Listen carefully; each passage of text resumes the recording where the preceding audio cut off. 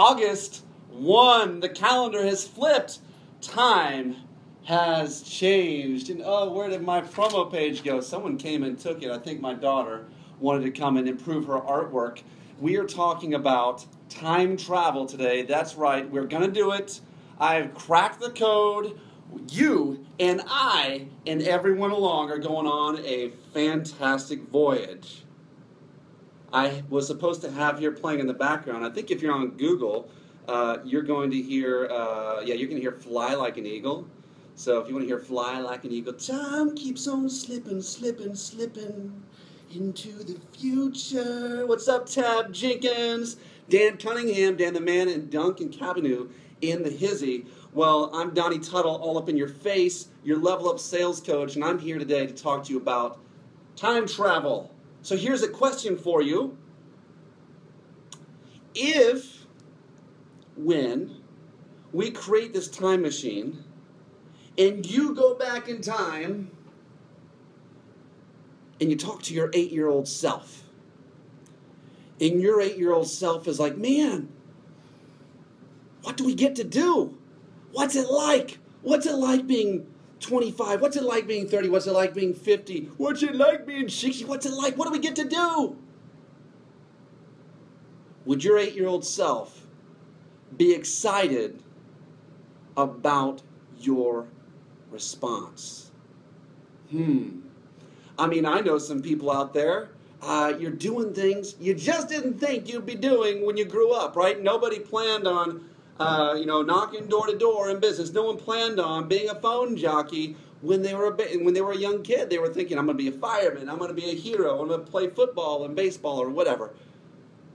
You ended up doing something that maybe it's not that inspiring to your 8-year-old self. You know what? It's okay.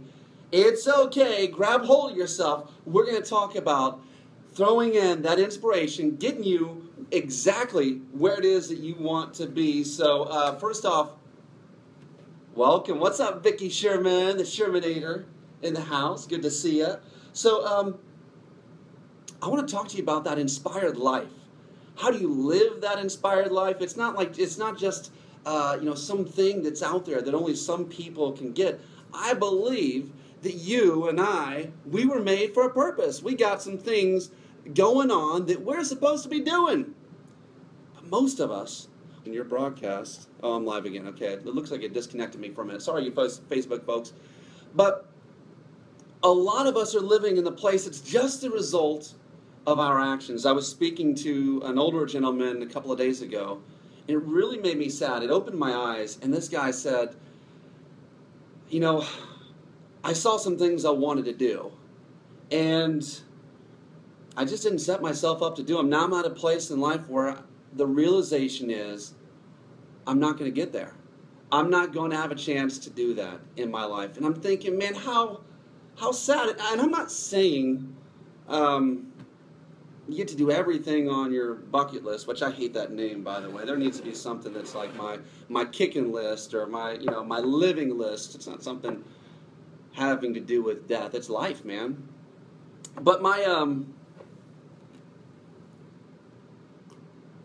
the conversation, Kung Fury, by the way. Conversation served as really a warning in a place of wisdom of saying, man,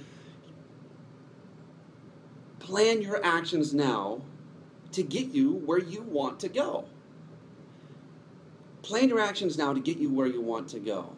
And so this is where we're going to travel back in time. What's up, MJ, my sister in the house? So how do we do that? What does that look like?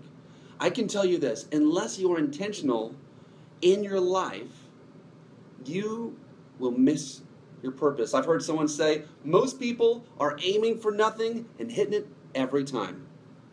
And if that's you, stop. Stop. I'm not all for quitting, but if you're doing something stupid, let's quit. Let's quit doing this stupid thing here, which is just giving in to habit and just going the way of the masses. You see, this little brain right here, big brain, depending on who you are, doesn't matter. It likes to do things that are rote and routine and predictable and, let's face it, dull. if you're living in that place, you're living in between the lines, your life is dull. How can we make it right? How can we get you to the place of your vision? What's up, Michael Baldwin? Good to see you, man. How can we get to that place of vision? How can we get to the place to where our 8-year-old self will be ecstatic with what you get to do, what he gets to do in the future? How do we get to that place? The time machine. Now, before we go into the time machine, I'm going to give you the main driver, the flux capacitor, if you will, of our time machine. We got to go back. Yeah, we got to go back. When you were a kid, nothing was impossible. As a matter of fact, my son Efi, he's 8 years old now, and when he puts on the Batman mask and he plays Batman, he's not like, I'm not acting like I'm Batman, I'm not playing like I'm Batman, I am Batman, and when I grow up, I think I'm going to still be Batman. Like, that's where the mindset is. But something changes, man. We get broken by failure.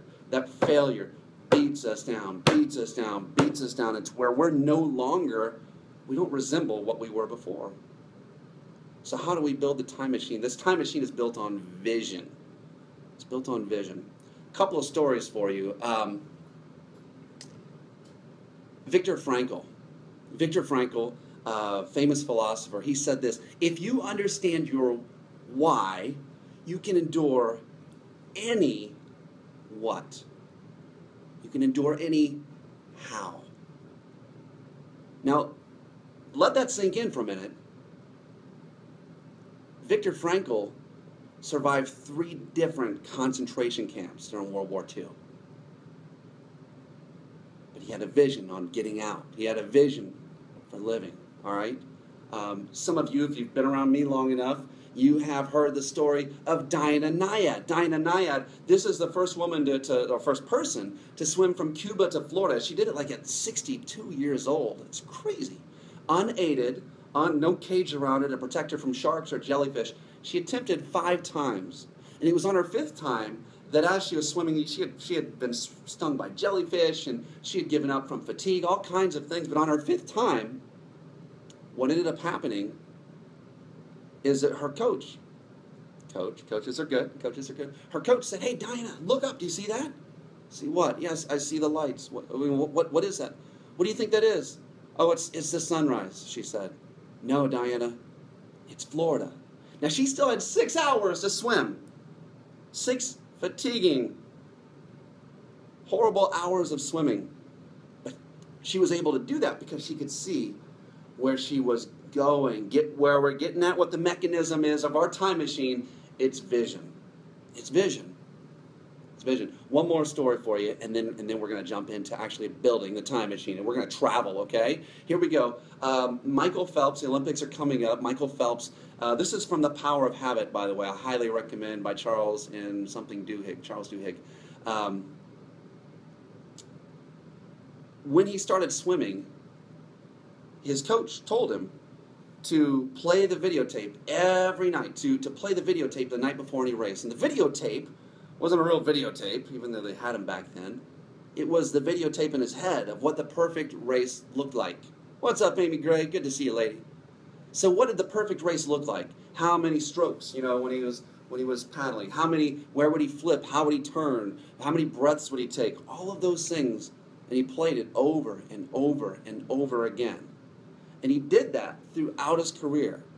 Now, this is really significant. If you look at, if anyone remembers that last the last gold medal that he won that put him over the top for most gold medals ever in Olympic history, most medals, he hit the, or actually, this was his individual, performance, but he hit the wall. You remember where his hand surged forward and hit the wall? Well, during that race, and he won the race, during the race his goggles fell off. He could see nothing. He was swimming blind. What got him through was that vision. He had gone ahead in time in his vision to prepare his way about what he would do so that when he got in that moment, he would know exactly what to do. So here we go. We talked about what it is. This is our time machine. It functions with vision. Now let's talk about how to do that. You need to know your why. That's the very first thing, first and foremost. Are you doing something that is inspiring you? And for some of you, you're like, oh no, I'm working a job that's not the job I wanted to work. I ain't talking about your work. It could be your work, and hopefully it is, and that can be something that causes even more fruit in your life. But what are you doing? What are you inspired by? And are you doing it?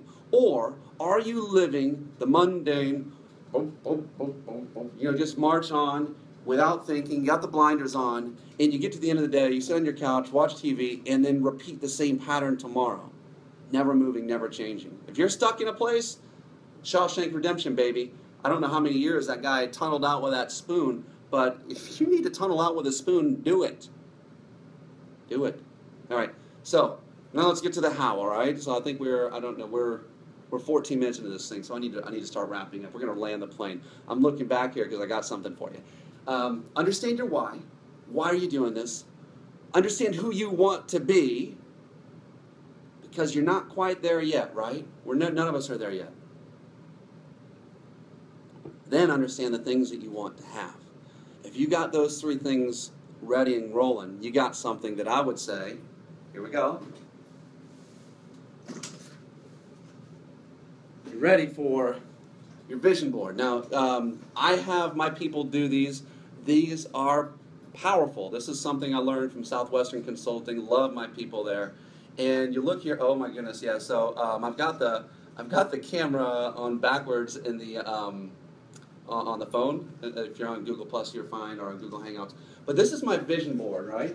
And so these are images of who I want to be, what I want to do, what I want to have. All right? And for me, these are important, so you can see, family and faith, people praying before a meal. What does it look like? And so getting in your mind an image of what that looks like. What does that look like? Michael Phelps, what does his perfect race look like?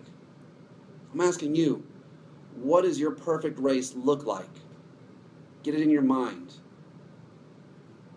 If you haven't thought about what it looks like, you'll never get there. You're aiming for nothing. You're going to hit nothing. Right? But let's look at this.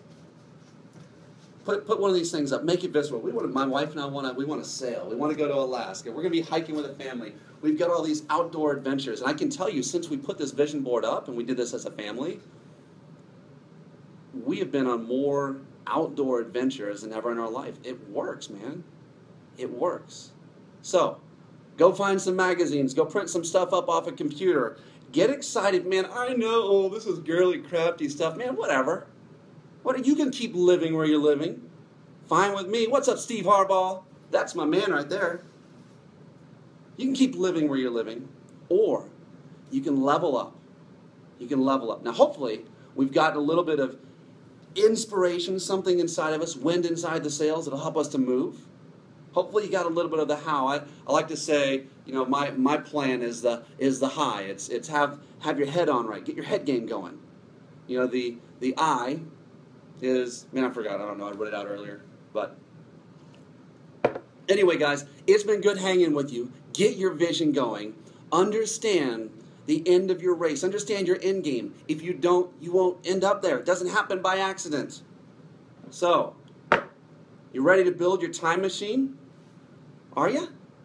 Let me play the Steve Miller Band action going on, and we are going to fade on out of here.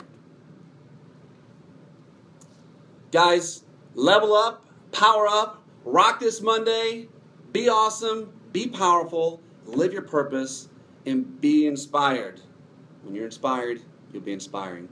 Thanks for hanging out with me.